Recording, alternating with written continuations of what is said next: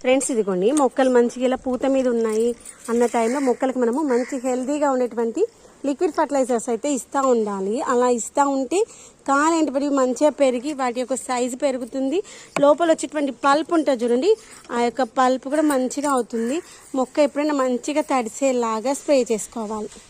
ఇదిగోండి ఇలా చెట్టు అంతా తడిసే విధంగా, కొమ్మలు కాయలు వచ్చినవి రానివి కూడా తడిసే విధంగా స్ప్రే చేయాలి. అలా స్ప్రే చేయడం వల్ల మొక్కలు కావాల్సిన పోషకాలు ఏంటంటే ఇది మంచిగా తీసుకుంటుంది. ఎందుకంటే దీనికి ఫోటోసింథసిస్ జరగడానికి ఆకులు ఏమి ఉండవు కదా, ఇదే ఆకులు ఇవే కొమ్మలు కాబట్టి ప్రతి బ్రాంచ్ మంచిగా తడిసేలాగా చేసుకోవాలి. ఇంకోండి ఇక్కడ మనకి కాయలు మంచిగా వస్తున్నాయి కానీ ఇలాంటి ప్లేసెస్లో, కాయలు రాని ప్లేసెస్లో కూడా చేయాలి. ఎందుకంటే మళ్ళీ పూత రావడానికి ఉపయోగపడుతుంది. దాంతోపాటు దానికి కావాల్సినటువంటి పోషకాలది తయారు చేసుకోవడానికి, తర్వాత మొక్క హెల్తీగా ఉండడానికి, మొక్కకు పెస్ట్ రాకుండా ఉండడానికి కూడా చాలా బాగా పనిచేస్తుంది, గుర్తుపెట్టుకోండి.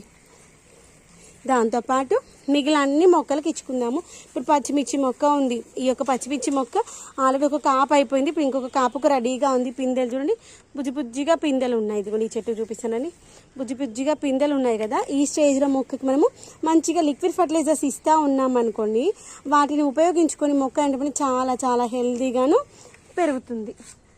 ఇలా మనం ఒక ప్రెషర్ పంపు తెచ్చుకున్నాం అనుకోండి, ఈజీగా ఉంటుంది. ఒక 10 లీటర్లు మొక్కలకు అన్నింటికి స్ప్రే చేసుకున్నాం అనుకోండి, హెల్తీగా హ్యాపీగా పెరుగుతాయి. ఇంకోటి గుర్తుంచుకోవాల్సింది ఏంటంటే ఈ యొక్క వర్షాకాలంలో పెస్ట్ ఎక్కువగా వస్తుంది కాబట్టి మొక్కకి కింద భాగంలో అంటే ఆకులకి కింద కూడా స్ప్రే చేసుకోవాలి. చూడండి మొక్క చూడండి ఎంత ముద్దుగా ఉంది. పెట్టింది చిన్న కంటైనర్, కిచెన్ కంపోస్ట్లో పెట్టాను. మొక్క చూడండి యాక్చువల్గా అది గ్రీన్గా ఉండాలి, అలా పర్పుల్ అండ్ గ్రీన్ కాంబినేషన్తో ఉంది. ఫ్లవర్స్ ఏమో మనకు అలా రెడ్డిష్లో వచ్చి ఎంత మంచిగా కనిపిస్తున్నాయి కదా.